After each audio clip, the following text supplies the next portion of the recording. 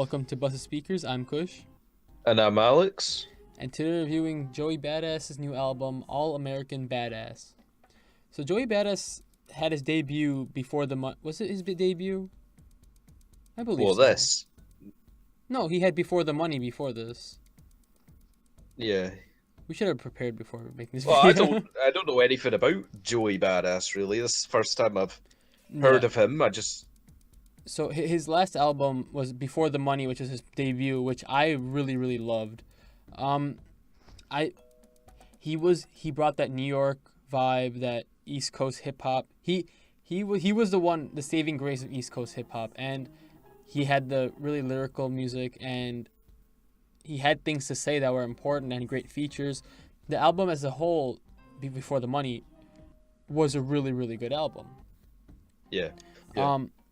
So this album, Amerikkkan Badass, is obviously American is italicized with, or is stylized with three Ks, as in the KKK in America. Um, Is I that something that he uniquely does, or is that like a something that's been established before he stylized it here? I think so. It's been done before. I've seen it like in newspapers and tabloids and stuff. But I think Right. he just took it for his album, and he uses it throughout the whole album as That's a true. as Yeah. something he wants to talk about. Um, he even uses it in the official lyrics. All the whenever it says America is replaced with three Ks. So it's really interesting. Um, Anyways, the point I was trying to make is that this took a really political approach, and with that, it's gonna be a polarizing album for most people. Um, Personally, I like the album. I like it. I think it's a step back from his last album though, which is kind of upsetting because I think he has a lot of potential. Yeah, I like it as well. I don't love it. One of the bigger issues I saw throughout this, it wasn't the lyrics, because the lyrics for him were just very very Um, good. what was that?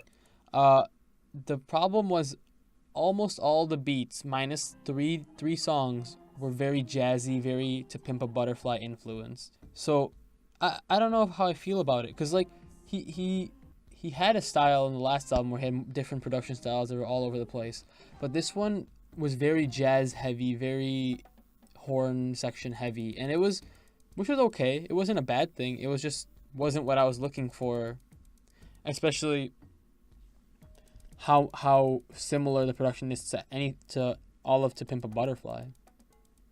Well, he's not the first person to ever use jazz rap, obviously. Yeah, You but know, I just saw a lot of pulling from Kendrick Lamar in this album, like especially even in the way he was uh, rapping and like the stylistic choices. It was very similar to some of the stuff he did on his previous albums.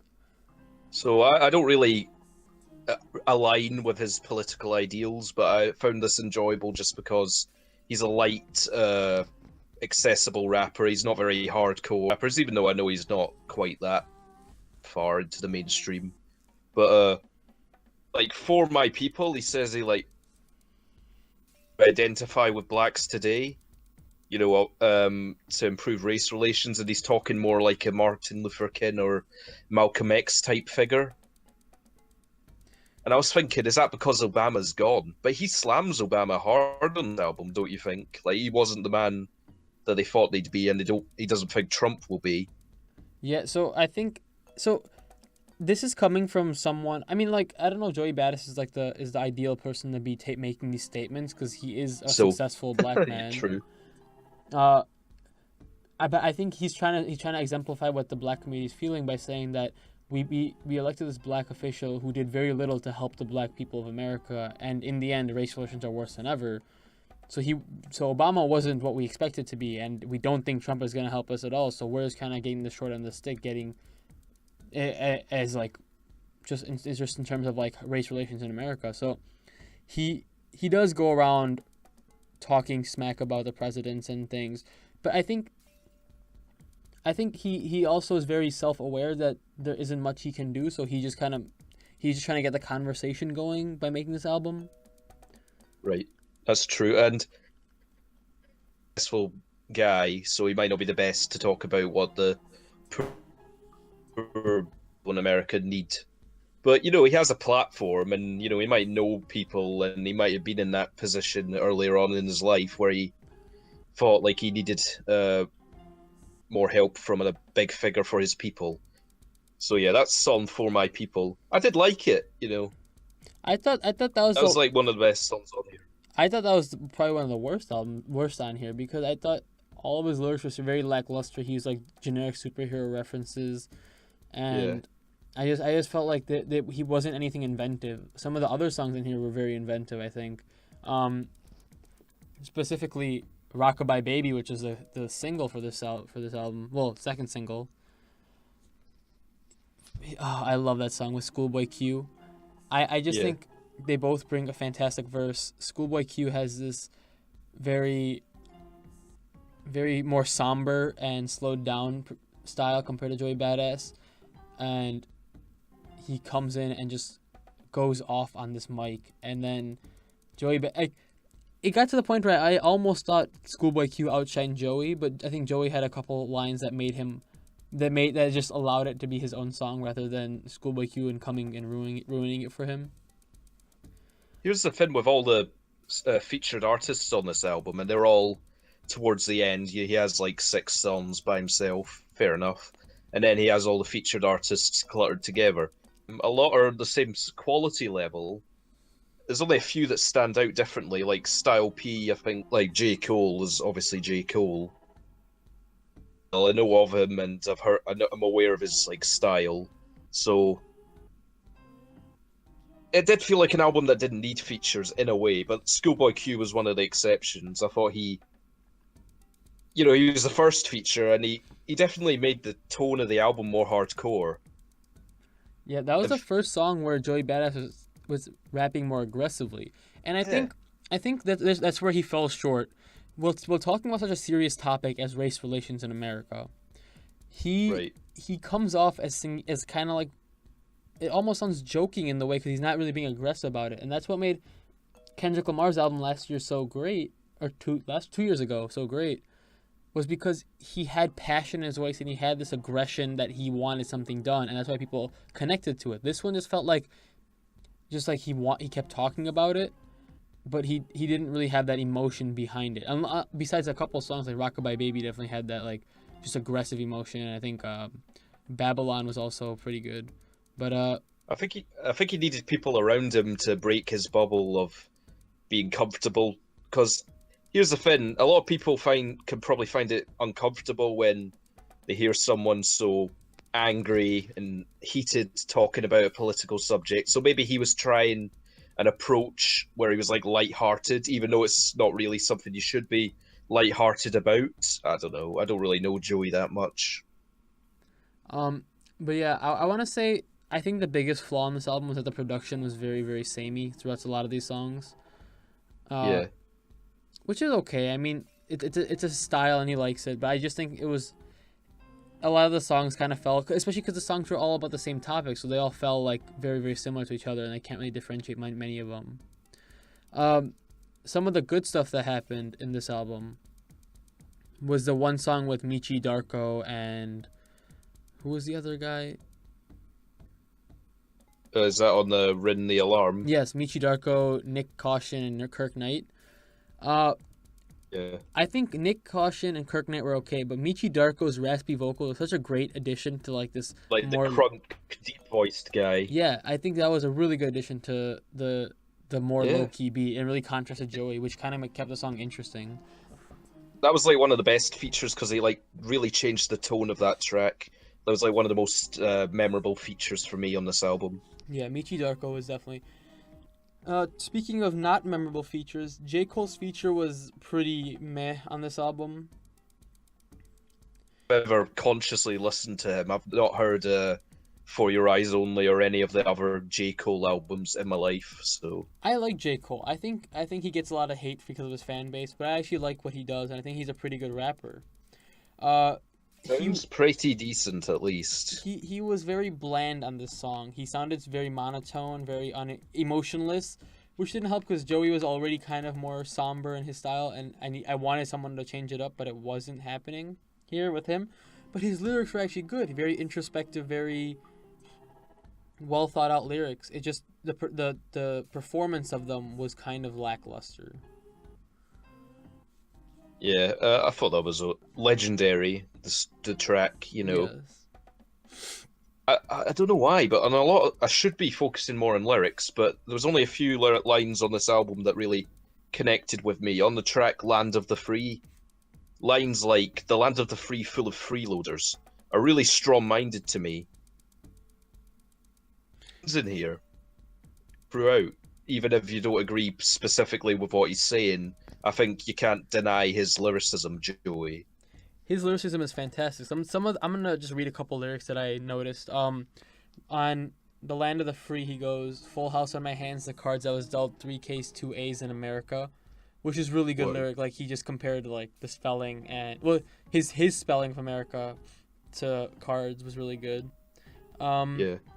Another one that I had was, where was it? Oh, nowadays they're hanging us by a different tree. Branches of the government, I can name all three: judicial, legislative, and executive. Like that was a Wow. really really good lyric. I was impressed by that one. But Wow. that Yeah. song I'm Babylon was impressed by you reading it. the song Babylon itself. He brought Chronix, which is like a Jamaican reggae, and he has a lot of Jamaican influence on this album. Like he changes his vocal styles to like match that. Um, Yeah, Chronix. Wow. I thought He that was has a pretty real decent. air of desperation and paranoia. Yeah, Alone. I think it was a pretty good feature. But that song Babylon itself, he had you mentioned like the killing of Eric Garner with like not I don't know how much you know about that, but uh the I'm killing had aware of it, but it's not like prevalent in UK of course yeah media. yeah, but what happened was that Eric Garner was killed by like being he was held in like a chokehold, and he was while he was being choked he was screaming, "I can't breathe, I can't breathe," and so that comes up multiple times in this song Babylon. Yeah. uh Honestly, he's talking about some serious stuff, but it doesn't feel that serious. Like when I want to compare it to the Mount Erie, I know it's an unfair comparison, but they're both talking about serious topics. But Mount Erie does it better because his vocal style and his style of singing and the production style matches what he's trying to do, what the emotion he's trying to convey. In this album, Joey Badass, what he's trying to say and how he's saying it doesn't really match up that well. It does on songs like Rockabye Baby, where he's aggressive, he's angry, he wants things done, and he's gonna fight to get it. And then other songs, he's like more relaxed, like, "Oh, this is happening. I can't do much about it, but I want you to know that it's happening." How angry was Joey generally on past tracks? I would And, say, and if you had to summarize it, I would say he was more boom bap, more fast paced. The production was definitely not as jazzy as this album. Um, I would I say don't know if there's a precedent for him to be angry. Really, is there? I the mean, maybe yeah because of the lyrics. the last album didn't have much to do with political. Well, it had some political ideas in it, but like it wasn't like obviously as prevalent as this album. Obviously not. Well, just from the idea, because everyone is going off on this, saying it's way too political for how light-hearted he is. But I don't know. I mean, he does hit at the core. Like Temptation, he has like the Black Child sample, Oh, and the fact I that was don't even know. heartbreaking. It was that's exactly what I wrote. Heartbreaking. Like at the start and end of the song, just a kid saying exact problem that racism is an outrage and has existed, getting treated differently for their skin. A child knows why it's bad, but a lot of grown-up racists don't know. So that's really sobering to hear. Like that's a really good addition to at least somewhat solidify his points. Yeah, I think it was a pretty good sample, and Temptation was a really good song because he seemed to switch it up after like two more jazzy songs. It was more thoughtful lyrics and very just face value, very bleak in what he's trying to say. He's like, "This is what I have to say. I'm not gonna sugarcoat it. I'm not gonna make it better than it is. This is what it is really happening, and this is what we need to do about it." And I think that was probably some of the most sobering lyrics on the album was on Temptation. What did you think about the song "Devastated"? A banner in a way, like one of the closest to one. I really like this song. I heard it. I heard it a long time ago. Wait, hang on. It's like an earworm, I'd say. It doesn't try to be one of the best songs ever. It's just really catchy. This is basically what I wrote. I really like this song. I heard it like I want to say a year ago when he first like kind of promoted it or announced it or whatever. Really? So a lot of these songs are really quite old. Some of them. Well, Devastated. The rest are all new, but Devastated was one I don't know how long ago he put it out, but I think it's a good song. The production is really great. And I think it's a fun song. It's a good diversion from what's really happening in this, from all the just the gravity of the situation throughout this entire album. But he's really talking about just how like he's scared that he wouldn't make it big, or he's scared that it's gonna be a dead end for him. He's doing this for no reason. And he also talks about kind of like on Kendrick Lamar's "Bitch Don't Kill My Vibe," where he talks about like people are only gravitating towards him because now he's famous and now people care about him, and they just want a part of that fame, part of that glory, and they want to say that they knew Kendrick Lamar. And he has the same situation with Joey Badass. So it's pretty striking in terms of just the how, like the lyricism and the context. And I think he's only what 20, 19, 20, 21, something like that. Yeah, he's like 21, I think. He's young. Still really young. Only slightly older than us. He's making some fantastic songs. I'm just impressed by his lyrical ability. I just want to add that American Idol, the last track, does kind of make up for a lot of this album. Weird song because it talks so much about the problems of the government and, you know, police brutality to blacks and all that. He says stuff like justice won't be served with a hashtag, and that is true. It would take severe overhaul of social statuses and boundaries, getting completely slashed, maybe even a whole revolution. It'd take generations of time, basically. It won't be with a hashtag. I don't know, maybe it's because of how fast-paced the album is, but this is like slow, contemplative, smooth. I know a lot of the album could be classed as that. I actually wrote here that a lot of the album is like meditative, and even though it's not at all lyrically, because it's talking about so many problems with America, but that track quite satisfying in a way, just kind of wraps up in a bow, the whole meaning in one track, which is good for the last track of the album. Yeah, the last song was really good, especially the third verse when he had the glitchier production and he was like kind of whenever he said American, it would like glitch the K, so it sounded like KKK, which is really cool. I think he did. Yeah. He does reference Nas on the chorus with "The World Is Yours," and yeah, I think he does leave. I'm glad he leaves as a call to action. Where he says how we have to stick together and fight for each other rather than just hiding. And staying and letting them divide us. So we had to stick together, and it's great. So do a lot of East Coast rappers identify with Nas because he's like one of the big East Coast ones? I would say he's an influence to most rappers. I would think, like, just the way how formative Illmatic how was. Good he is, basically. Yeah, how like, Illmatic is a classic. Like you can't really do much about it. So that's true. What would you rate this? Okay, yes, I do feel like Joey Badass overreached a bit here and was a bit... He didn't perform in maybe that most adequate way, but I still found him quite accessible. He got some pretty good features, some unnecessary maybe, but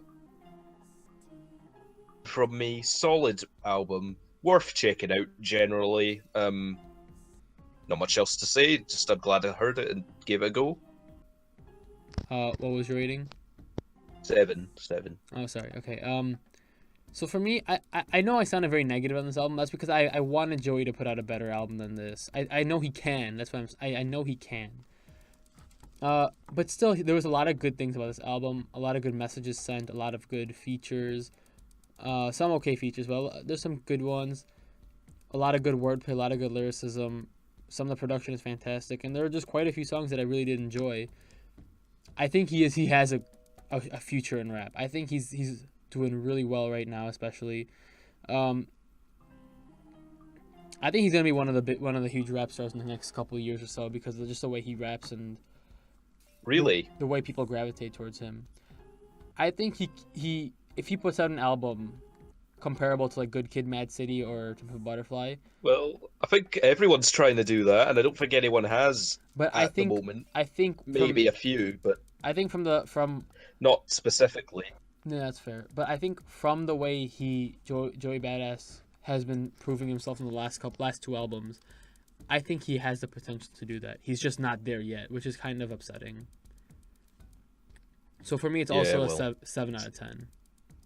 Fair enough. I think we both feel like he is still pretty good, and he's still quite young. He has plenty of years in front of him. Yeah, I think he'll get there. I think he'll make his. He just needs to. Just. We don't know what he needs to do. He needs to craft out his style a little bit more, because the last album and this album are completely different, which is fine. You should be switching up your sound. It's a good thing. I feel like he's kind of washed his old style out to make this more political album, because maybe that's what's important to him. But I feel like it kind of compromises sound in the end, which is something that he has to figure out himself. Like, we can't tell him that do this and do that, you may have a good album, because I don't know what's going to be a good album or not. So I do. Just feel it out, Joey. You'll do fine, mate. Yeah.